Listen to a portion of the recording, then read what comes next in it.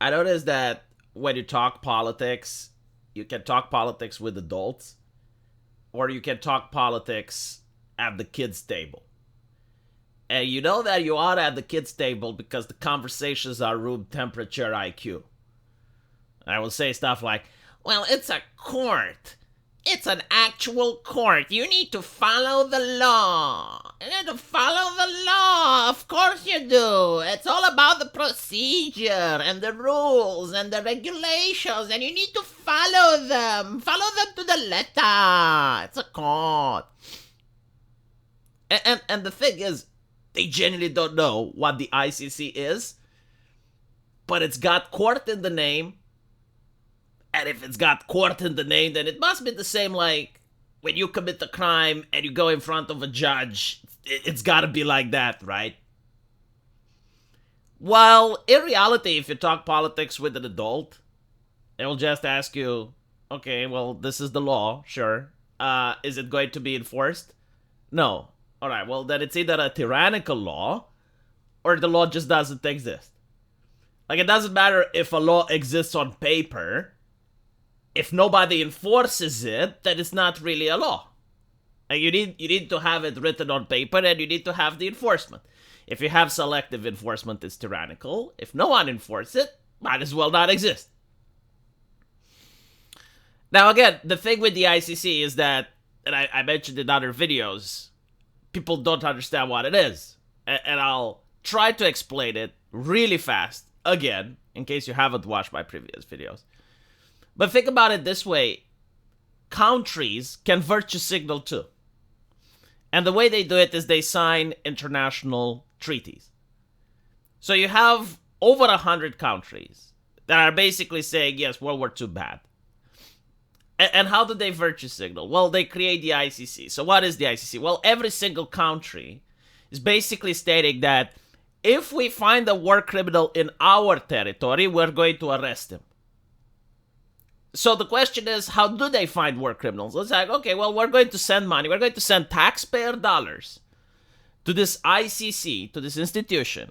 And this institution, it's going to judge people. And if it's going to find war criminals, we're going to arrest them, right? Because we signed the treaty. Like, unilaterally, we decided 20 years ago that we announced it to the world. Like, the entire world knows that, yes, our country, if it has a single war criminal coming in here, we're going to arrest him.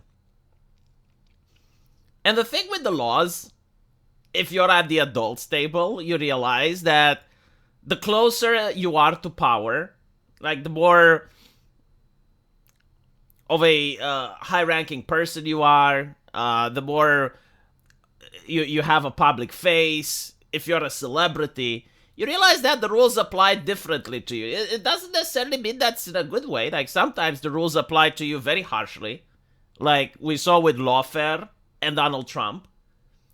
And this is like something that's happening in Russia. This is something that's happening in Eastern Europe. Like, if you're against the establishment, if you're running against President Putin, then simply because you are popular, simply because you are a public face, bad things can happen to you.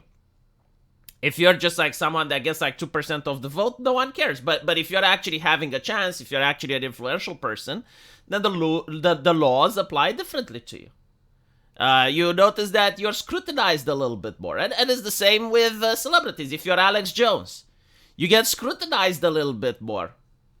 Alternatively, sometimes when you are part of the establishment, well, the rules just don't apply. And in the case of Benjamin Netanyahu, this is what's happening. Like, you have countries that signed an agreement and they said, okay, well, we're going to send taxpayer money to create the ICC. And whatever the ICC demands that someone is a war criminal, we're going to arrest that person. Unless they're Benjamin Netanyahu. Right? And I'm pretty sure the same would happen with Putin.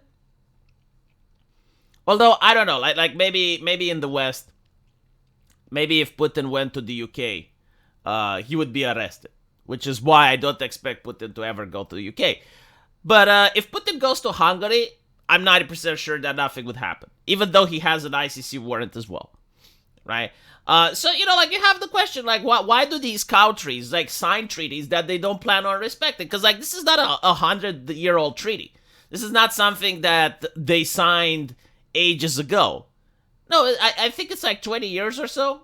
I may be wrong, but there may be actual people from the current Hungarian administration that were in power when the treaty was signed. I would have to check, but I'm not going to be surprised if that's the case, right? So like, why would they do it? Why would they sign something that they didn't plan on following through? And the answer is that there's no accountability for politicians. Because if I sign something and I don't follow it through, then there are consequences. Right? The government can come in, they can seize my assets, you can end up paying fines. Like, usually, except for the marriage contract, if you sign a contract in real life and you don't follow it through, like, there are consequences. But for politicians, the consequences are most of the time your taxpayer money. So if they sign something and they don't follow it through, you know, and in the worst case scenario, like, your country can get sanctions, international sanctions. Like, the other countries that signed the treaty alongside you, they will say, well, hold on a little bit. Like, you signed this, you consented to this, now you don't want to follow it through, so they're going to pay some damages. Which is probably what may happen. I don't know the treaty for the ICC, but usually when they sign these treaties, there's also, like, clauses if you don't follow with the decision, if you refuse to enforce it.